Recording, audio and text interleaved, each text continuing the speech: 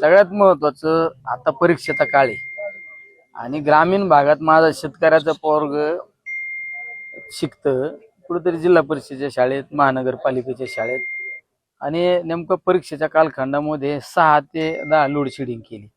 वर्षभर अभ्यास करायचा पण शेवटचा टप्पा अभ्यासाचा महत्वाचा असतो आणि त्या कालखंडातच त्या ठिकाणी तुमचं लोडशेडिंग केलं. स्वयंपाकाचा टाइम सुद्धा संध्याकाळचाच आहे ना. त्यामुळे आम्ही त्या MSCBच्या अधिकाऱ्यांना सांगितलं की तू लोडशेडिंग कॅन्सल करा, कमीत कमी परीक्षा होऊस तरी केलं पाहिजे ना.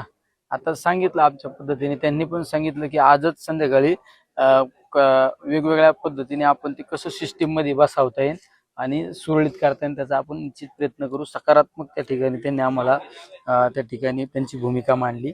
आणि त्याचबरोबरीने एक RDSS ची योजना मी आमदार असताना मंजूर केली आपल्या मतदारसंघामध्ये, म्हणजे जिल्ह्यातच मंजूर केली. म्हणजे अनेक ट्रान्सफॉर्मर ते जर पूर्ण योजना झाली ना ती जिल्ह्यातल्या लाईटचा प्रश्न सुटेल.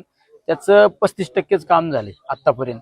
म्हणजे मी तर इतक्या वेळा फॉलोअप घेतला त्यामुळे ते सुद्धा अर्जंटली 2 दिवसात मीटिंग कॉल करून ते कामाला गती देण्याचा त्या ठिकाणी प्रयत्न केला जाईल असं त्यांनी आश्वासित केलेले आहे. मी सुद्धा ऊर्जा समितीचा त्या ठिकाणी कमिटी सेंट्रलच्या कमिटी असल्यामुळे तिथं सुद्धा अनेक वेळा मी प्रश्न मांडलेला आहे.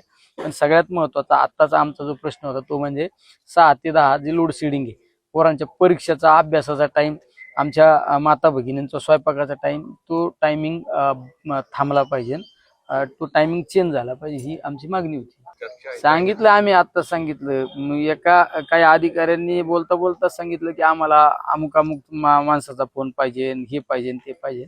पण ठीक आहे, अर्थ गैरअर्थ निघत असतो पण शेवट आपल्याला काम होणं महत्वाचं असतं. त्यामुळे आम्ही आमच्या पद्धतीने भूमिका मांडली. आम्ही सगळेच होतो त्या ठिकाणी, सगळे शेतकरी होते. सगळ्यात महत्वाचं आम्हाला आमच्या शेतकऱ्यांचं नुकसान झाले पण आमच्या गरीबाचे पोरांना परत आता गुरामागे लावायचे का?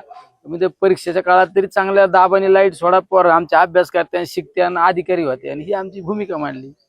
लोड शेडिंग तशी काय ठेवणार आहे, ते बदलावणारच आहे. नाही बदलली तर हे बंद करून टाकी ना ऑफिस. शेवट आमचं नातं शेतकऱ्यांचं आहे.